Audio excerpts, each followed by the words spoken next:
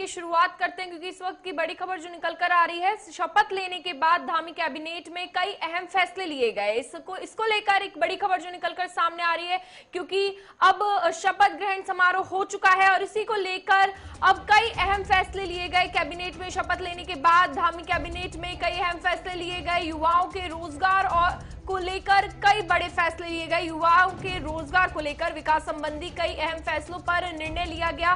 तो इस वक्त की बड़ी खबर जो उत्तराखंड से निकलकर सामने आ रही है, दरअसल 22,000 से अधिक पदों पर नौकरी देने के प्रस्ताव पर मुहर लगाई गई है। पुष्कर सिंह धामी, इनकी हम बात कर रहे हैं। कैबिनेट की बैठक हुई और कैबिनेट की बैठक के बाद कई सारे बड़े फैसले लिए गए, जिसमें रोजगार पर सबसे ज्यादा फोकस किया गया, क्योंकि युवाओं और रोजगार के क्षेत्र में कार्य होगा। पुष्कर सिंह धामी ये कहते नजर आए, क्योंकि ज्यादा फोकस अब इसी को लेकर किया जाएगा, युवाओं को लेकर, और जिस तरीके से नौजवान बेरोजगार हो रहे हैं उनकी अब रोजगारी को लेकर बात की जाएगी और राज्य के विकास के लेकर भी कई अहम बड़े फैसले लिए गए। फिलहाल आपको बता दें कि उपचुनाव ना हो पाने के संवैधानिक संकट के चलते तीरथ सिंह रावत ने पद से इस्तीफा दे दिया और इसके बाद पुष्कर सिंह धामी नए सीएम उत्तराखंड के बन गए। यानी रविवार 4 जुलाई वो दिन था जब उन्होंने शपथ ली और अब राज्य के 11वें मुख्यमंत्री चुने जाने के बाद एक्शन मोड में पुष्कर सिंह धामी नजर आ रहे हैं, क्योंकि अब पुष्कर सिंह धामी ने फैसला लिया है कि युवाओं के रोजगार के लिए और युवाओं के लिए ज्यादा फोकस किया जाएगा अब उत्तराखंड में, क्योंकि इसको लेकर ज्यादा अहम फैसले लिए जाने चाहिए उनके हिसाब से। और अब आने वाले विधानसभा चुनाव भी हैं और विधानसभा चुनाव जिस तरीके से आने वाले हैं तो उसको लेकर एक्शन मोड में नजर आ रहे हैं पुष्कर सिंह धामी। और फिलहाल इसके लिए 20,000 उपनल यानी कि कॉन्ट्रैक्ट वर्कर्स की समिति का गठन भी किया गया है, क्योंकि 22,000 पदों पर नौकरी देने के प्रस्ताव को मंजूरी दे दी गई है। और अगर इस प्रस्ताव को मंजूरी दे दी गई है तो इसके लिए 20,000 कॉन्ट्रैक्ट वर्कर्स की समिति का गठन भी किया गया है। यानी कि अब नौकरी देने के ऊपर ज्यादा फोकस किया जाएगा, बेरोजगार जो नौजवान हैं उनको रोजगार दिया जाएगा और राज्य में किस तरीके से विकास किया जाए उस पर भी फोकस किया जाएगा। क्योंकि अगर विधानसभा चुनाव आने को है, अगर इन चीजों को ढंग से कर लिया जाएगा, यानी रोजगार पर जिस तरीके से पुष्कर सिंह धामी कहते हुए नजर आ रहे हैं, अगर बेरोजगारी के इस मुद्दे पर अगर सीएम धामी ने बेहतर तरीके से हल किया तो विधानसभा चुनाव में बीजेपी सरकार बनाना आसान हो सकता है।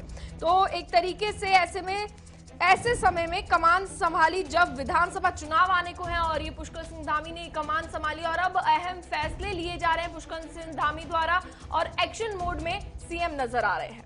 लेकिन निश्चित रूप से नौजवानों की, युवाओं की बहुत मेरे से अपेक्षा है, उनकी बड़ी आशा और विश्वास भी है और मेरी पार्टी का भी मेरे से बहुत अपेक्षा है।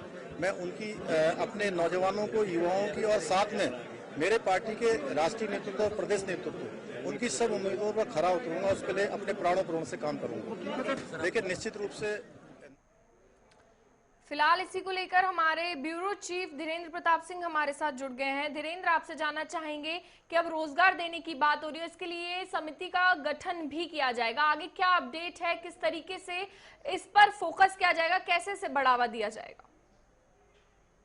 अब पूजा देखिए, अभी आप मुख्यमंत्री को सुन रहे थे और मुख्यमंत्री ने ये कहा कि प्रदेश के जो युवा है, जो बेरोजगार है, उनसे उनको बड़ी अपेक्षाएं हैं और उन अपेक्षाओं को पूरा करने के लिए पुष्कर सिंह धामी ने पहले दिन से ही, यानी कल जब उन्होंने शपथ ग्रहण किया और उसके तुरंत बाद वही राजभवन में ही मीडिया से मुखातिब हुए तो उन्होंने यही संकल्प दोहराया कि उनकी पहली प्राथमिकता होगी प्रदेश के नौजवानों में ऊर्जा भरना, उनमें आशा का संचार करना और उनको रोजगार की ओर ले जाना, उनके लिए अधिक से अधिक रोजगार उपलब्ध कराना। तो आपको बता दें कि 22,000 के लगभग जो वैकेंसीज हैं उसको भरने की प्रक्रिया तुरंत शुरू करेंगे। इसके साथ ही उपनल जो प्रदेश की सबसे बड़ी आउटसोर्सिंग एजेंसी है, जिसको हम कहते हैं उत्तराखंड पूर्व सैनिक कल्याण निगम, हालांकि इसमें पूर्व सैनिकों के कल्याण के लिए बनाया गया, लेकिन इसमें सैनिकों के परिवार और परिजनों को भी इसके माध्यम से नौकरी दी जाती है।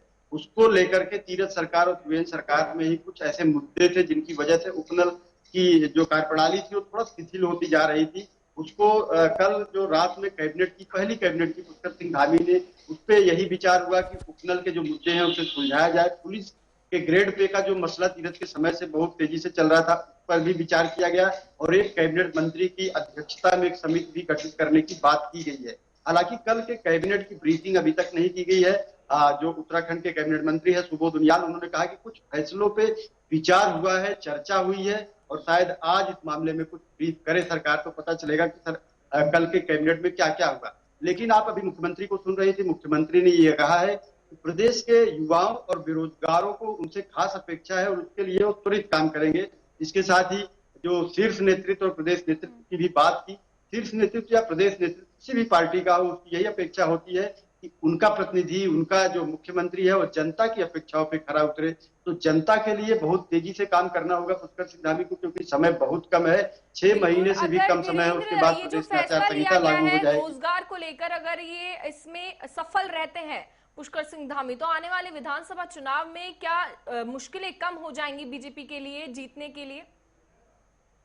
पूजा देखिए, मुश्किलें एक नहीं है, चुनावी मुश्किलें बहुत सारी होती हैं और सबसे बड़ी जो मुश्किल सामने है वो 5 साल का एंटी इनकम्बेंसी फैक्टर होता है किसी भी सरकार के सामने, वो बीजेपी सरकार के सामने भी है। इसके साथ ही नेतृत्व परिवर्तन, 4 महीने में 3 मुख्यमंत्री बदलने का तर्क भी जनता जरूर इस पे सवाल पूछेगी और जानना चाहेगी जवाब कि आखिर पार्टी को ऐसा क्यों करना पड़ा।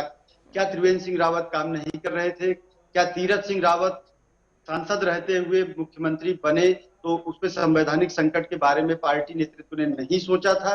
तो इन सारे मुद्दों के जो सवाल हैं इससे जुड़े, उसका जवाब इनको देना पड़ेगा और इसके लिए मैं समझता हूं पुष्कर सिंह धामी का जो ट्रैक रिकॉर्ड है वो बेहतर है और वो जरूर इसको जवाब देने में सफल होंगे और अपने समस्त जो प्रदेश के शीर्ष नेता हैं, जो देश के उनके पार्टी के शीर्ष नेता उनके मार्गदर्शन में काम करेंगे तो निश्चित रूप से चुनावी रणनीति में कुछ ना कुछ आसानी होगी इनके लिए। लेकिन अभी से ये कहना बहुत जल्दबाजी होगी कि इन 6 महीनों में तमाम चुनौतियों से पुष्कर सिंह धामी पार पा लेंगे। फिलहाल जातिकरण समीकरण को कितना भुआने की कोशिश की जाएगी इस दौरान उत्तराखंड में?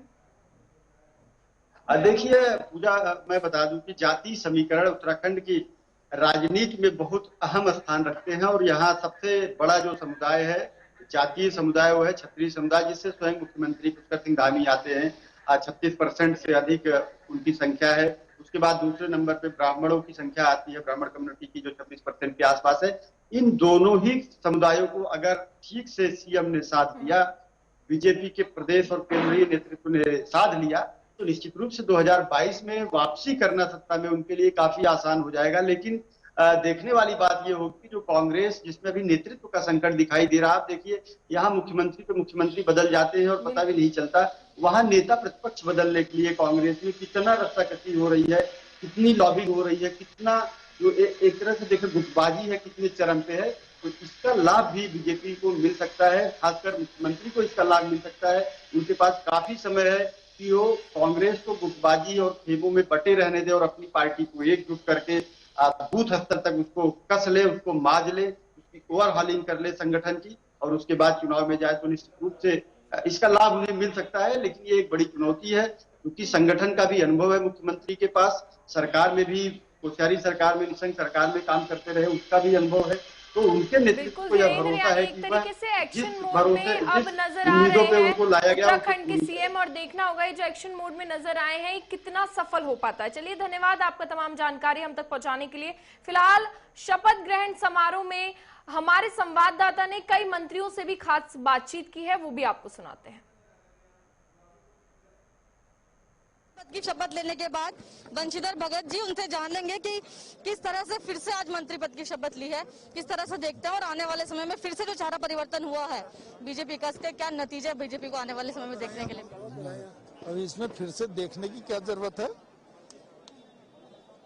मेरा ख्याल 10 या 11 बार शपथ ले ली है और आज एक नए तौर पर फिर से शपथ ली है, युवा मुख्यमंत्री के साथ ली है। मैं समझता हूं जैसे युवा को बनाया है उसी रफ्तार से अब हम आगे बढ़ेंगे और सब मिल के साथ चलेंगे। सर, जिस तरीके से युवा नेतृत्व अब राज्य में मिलेगा तो कहीं ना कहीं जो सीनियर नेता हैं उनके साथ सामंजस्य बिठाने में किस तरीके से आगे आएंगे? कोई परेशानी नहीं आएगी, बाप बेटे में सामंजस्य बिठाने में कोई दिक्कत होती है? वैसे सीनियर और जूनियर में तालमेल बिठाने में कोई दिक्कत नहीं होती, सब मन की बात है, सब ठीक है। सर, राज्य सिर्फ 6 महीने सिर्फ बाकी हैं, अब किस तरीके से पार्टी फिलहाल आने वाले पार्टी आज कोई खड़ी नहीं हुई है, पार्टी शुरू से चल रही है। हम एक चुनाव जीतते हैं तो दूसरे चुनाव की तैयारी शुरू कर देते हैं। हमने जो अपना रोड मैप बनाया है वो बनाया हुआ है, मुख्यमंत्री का चेहरा बदला है, बाकी पार्टी रीति नीति सिद्धांत सब वही। तो हम सब हमारे साथ मौजूद हैं कैबिनेट फिर से मंत्री की शपथ पद लिए हुए धन सिंह रावत जी। उनसे जानेंगे कि फिलहाल बीजेपी ने जिस तरीके से फिर से चेहरा परिवर्तन किया है, इसको वो किस रूप में देखें। देखिए, अब फिलहाल की बात नहीं, अब 4 विराम लग गया है और 2022 की तैयारी के लिए हम लोग लग गए हैं। और पुष्कर सिंह धामी जी हमारे युवा नेता हैं, मेरे छोटे भाई हैं, युवा मोर्चा के वो अध्यक्ष रहे हैं, हमारे पार्टी के उपाध्यक्ष रहे हैं और 2022 में उनके नेतृत्व में हम पूर्ण बहुमत की सरकार बनाने वाले हैं। सर, ये बात सामने आई थी कि जिस तरीके से 45 साल के युवा मुख्यमंत्री राज्य को मिले हैं, तो कहीं ना कहीं उनको जो सीनियर नेता हैं उनके साथ सामंजस्य बिठाने में दिक्कत का सामना करना। देखिए, ऐसा होता है कि जितने हमारे सीनियर मंत्री हैं उनके अनुभव का लाभ माननीय पुष्कर धामी जी को मिलेगा और मैं कह सकता हूं कि हमारी सरकार 2022 में फिर हम रिपीट करेंगे। क्या कहना चाहेंगे, किस तरीके से फिलहाल दोबारा से जिस तरीके से चेहरा परिवर्तित हुआ है, क्या फायदा मिलेगा बीजेपी को आने वाले समय? देखिए, हम सब लोग जानते हैं कि एक संवैधानिक बाध्यता थी और चुनाव आयोग की जिस प्रकार से कहना था कि कोरोना के कारण जो है हम लोग चुनाव नहीं करा सकते हैं, जिसके कारण से हमें फिर से जो है हमें माननीय मुख्यमंत्री जी के रूप में हमें पुष्कर सिंह धामी जी के रूप में हमें माननीय मुख्यमंत्री मिले हैं। आज बड़ी खुशी की बात है कि एक नए युवक को जो है मौका मिला है और उत्तराखंड भी युवा की गिनती में ही आता है और मुझे लगता है कि आज पूरी कैबिनेट ने शपथ ली है और मुझे लगता है कि युवा के मार्गदर्शन में आगे बढ़ेगा और युवा भी अपने वरिष्ठ लोगों का मार्गदर्शन लेता रहेगा। तो चलिए फिलहाल आगे बढ़ते हैं, अब बात कोरोना की करेंगे क्योंकि उत्तराखंड में कोरोना की रफ्तार जो है कम होती नजर आ रही है। दरअसल उत्तराखंड में कोरोना के मामले कम हो रहे हैं, इसलिए कोरोना की रफ्तार उत्तराखंड में कम होती नजर आ रही है। 3.5 महीने बाद एक दिन में सबसे कम 78 संक्रमित मिले हैं और आपको बता दें 2 की मौत भी हुई है। इस दौरान 1800 से कम एक्टिव केस उत्तराखंड में सामने आए हैं। कोरोना के मामले में प्रशासन पूरी नजर रख रहा है, इसीलिए अब उत्तराखंड में कोरोना की जो रफ्तार है वो धीमी पड़ती नजर आ रही है। अगर बात करें रविवार की, तो रविवार को कोरोना के 78 नए मरीज सामने आए हैं, जबकि एम्स ऋषिकेश में 2 मरीजों की मौत हुई है, यानी 2 मौत भी हुई है। जो एम्स ऋषिकेश का आंकड़ा आपको बता रहे हैं, वहां पर 2 मरीजों की मौत हुई है और अलग अलग जनपदों में 144 मरीज स्वस्थ भी हुए हैं। यानी आप देख सकते हैं जिस तरीके से कोरोना के मामले अब उत्तराखंड में कम होते नजर आ रहे हैं, अब रफ्तार जो है उत्तराखंड में कोरोना की कम होती नजर आ रही है। फिलहाल 3.5 महीने बाद एक दिन में सबसे कम संक्रमित उत्तराखंड में देखे गए हैं। उत्तराखंड सरकार जिस तरीके से एक्शन मोड में नजर आ रही है, तो उसको लेकर अब कोरोना के मामले भी कम होते नजर आ रहे हैं। रियायतें भी उत्तराखंड में कई तरह की दी गई, लेकिन जैसे बात अगर हम 4 धाम यात्रा की करें तो वो उत्तराखंड में जारी करने के लिए मना कर दिया गया, क्योंकि अभी अगर 4 धाम यात्रा को शुरू किया जाएगा तो फिर से उत्तराखंड में कोरोना के मामले बढ़ सकते हैं। तो उसी को लेकर सरकार एक्शन मोड में भी नजर आ रही है।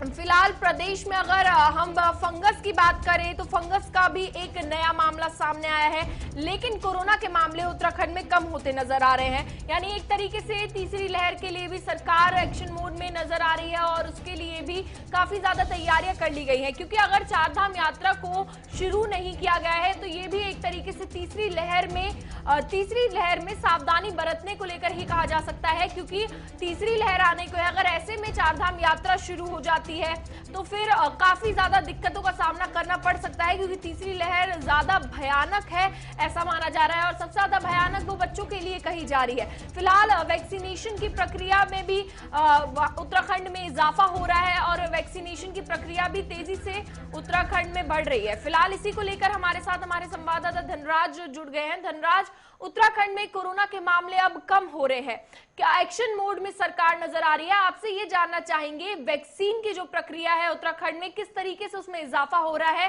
क्या कुछ हो रहा है उत्तराखंड में?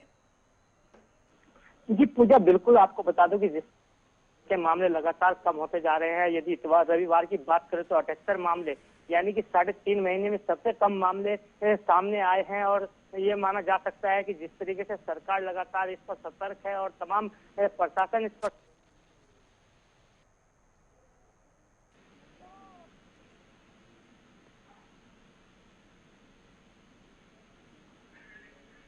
जी पूजा।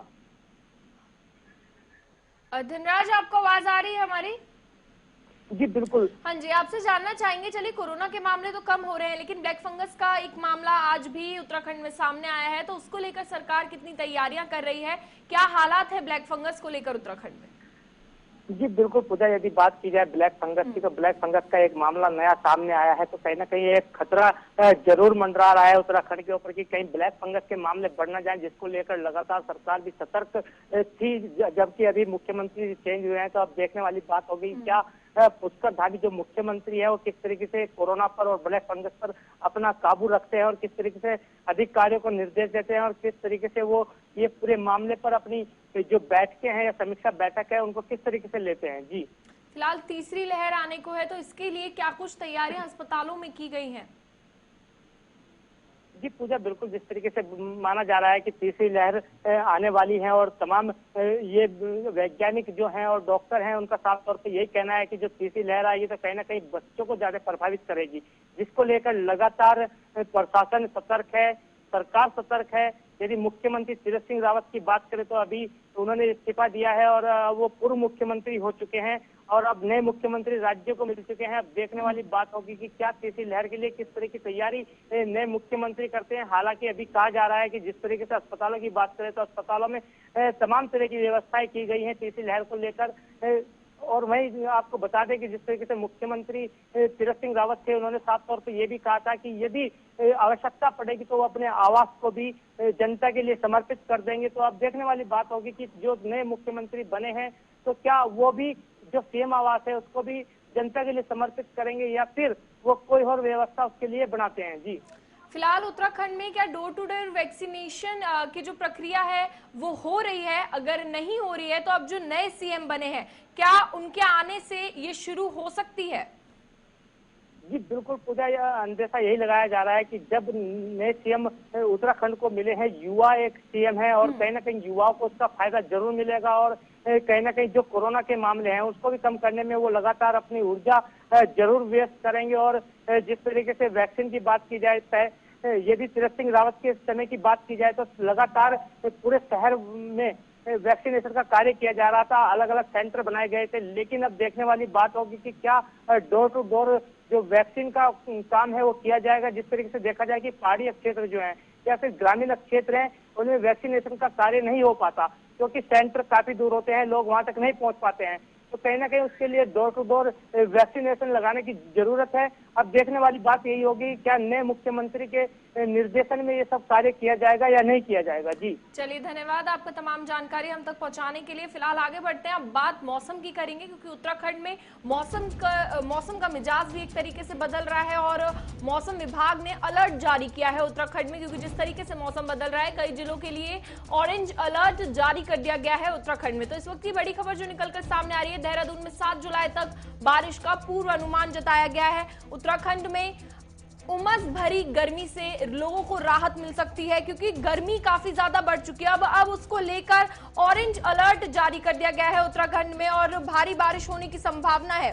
फिलहाल उत्तराखंड से इस वक्त की बड़ी खबर जो मौसम को लेकर आपको बता रहे हैं, मौसम विभाग ने अलर्ट जारी किया है। पहले भी उत्तराखंड में मौसम विभाग ने अलर्ट जारी किया था कि भारी बारिश होने की संभावना है। चाहे बागेश्वर हो, बागेश्वर की बात करें वहां पर भी भारी बारिश होने की संभावना जताई जा रही थी और उत्तराखंड में तकरीबन अब बारिश होने की संभावना है क्योंकि गर्मी बहुत ज्यादा बढ़ रही है। गर्मी से लोगों को निजात मिल पाएगा। फिलहाल मौसम वैज्ञानिकों ने अगले 24 घंटे के भीतर पर्वतीय इलाकों में हल्की बारिश होने की संभावना जताई है। उनका कहना है कि अगले 24 घंटे में चाहे देहरादून हो या देहरादून के आसपास के इलाकों में तेज हवा के साथ बारिश होने की संभावना है। तो इस वक्त की बड़ी खबर जो निकलकर सामने आ रही, क्योंकि उमस भरी गर्मी है और गर्मी से अब राहत मिल सकती है और राहत तभी मिल पाएगी जब बारिश होगी। तो उसको लेकर भी बारिश होने की संभावना अब उत्तराखंड में जताई जा रही है।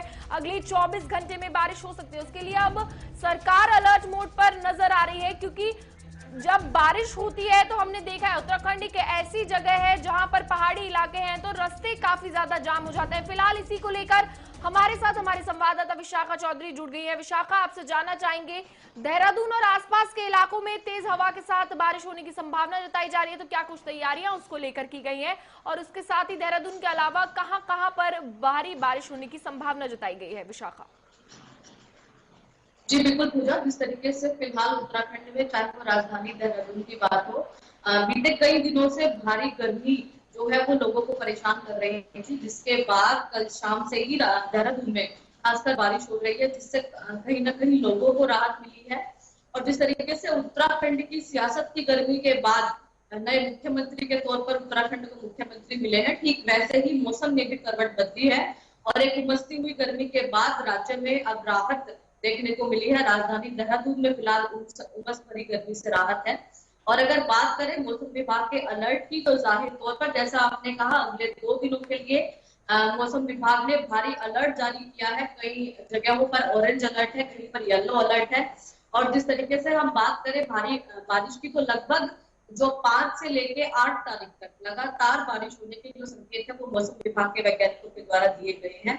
और जाहिर तौर पर चाहे वो पिथौरागढ़ है, रुद्रप्रयाग है, बागेश्वर है, चमोली है या देहरादून है और नैनीताल, इन सभी जगहों पर फिलहाल मौसम विभाग के वैज्ञानिकों ने ऑरेंज अलर्ट जारी किया है। या अन्य जो मैदानी इलाके हैं वहां पर भी मौसम विभाग के वैज्ञानिकों का कहना है कि बारिश के संकेत है और आगामी 3 से 4 दिनों में भारी बारिश राज्य में देखने को मिल सकती है। विशाखा, कई इलाकों में जल भराव होने के कारण जाम हो गया है, सड़कें जाम हो गई है, तो उनको पुलिसकर्मी किस तरीके से खुलवा रहे हैं? जाम को लेकर क्या जद्दोजहद करनी पड़ रही है?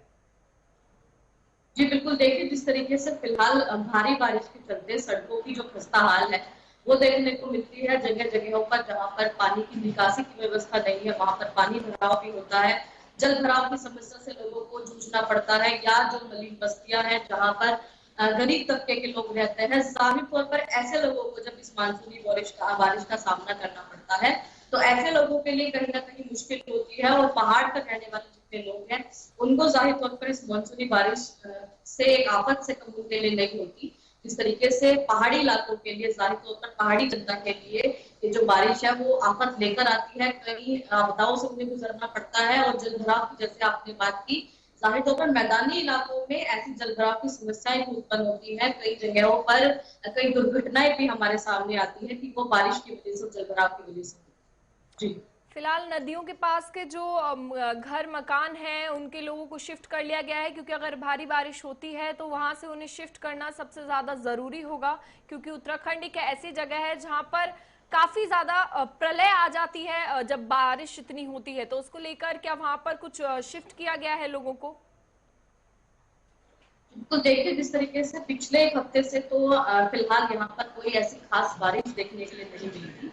लेकिन 1 हफ्ते पहले जिस तरीके से अलकनंदा और मंदाकिनी नदी का जो जलस्तर है वो काफी बड़ा हुआ था, उसके बाद प्रशासन ने जाहिर तौर पर इन तटवर्ती इलाकों के लिए अलर्ट जारी किया था। ऐसे लोगों को शिफ्ट कराने का काम भी जहां पर ज्यादा डेंजर जोन है या जो ज्यादा आपदा ग्रसित क्षेत्र है, जहां पर आए दिन आपदाएं आती रहती है, वहां पर ऐसे लोगों को मानसून आने से पहले ही अलर्ट कर दिया जाता है। और ऐसी जगहों पर भी उनको शिफ्ट किया जाता है कि जहां पर खासकर इन 3 से 4 महीनों के लिए जब बारिश का समय होता है तो ऐसे समय पर इन लोगों को कहीं शिफ्ट किया जाए, या फिर जितनी भी जो कोशिश है वो प्रशासन के द्वारा की जाती है। और जाहिर तौर पर पहाड़ी जो लोग हैं उनके लिए यह मानसूनी बारिश कई तरीके की परेशानियां लेकर आती है। जिस तरीके से आपने तटवर्ती इलाकों की बात की है, तो इन नदी के किनारे जितने भी, चाहे वो अलकनंदा नदी है, मंदाकिनी नदी है या गंगा के किनारे जो लोग रहते हैं, झोपड़ियां बनाकर जो लोग रहते हैं, जाहिर तौर पर ऐसे लोगों के लिए प्रशासन ने अलर्ट भी जारी किया है और उन्हें वहां से शिफ्ट कराने के जो निर्देश है वो भी दिए गए हैं। जिनके पास कोई साधन नहीं है उन्हें जाहिर तौर पर जो टीम है वो शिफ्ट करा। धन्यवाद विशाखा तमाम जानकारी हम तक पहुंचाने के लिए। यानी अब उमस भरी गर्मी से लोगों को राहत मिल सकती है, क्योंकि मौसम विभाग ने भारी बारिश को लेकर अलर्ट जारी कर दिया है। फिलहाल खबरों के इस बुलेटिन में इतना ही। और खबरों के लिए गुलिस्तान न्यूज के साथ बने रहिए। नमस्कार।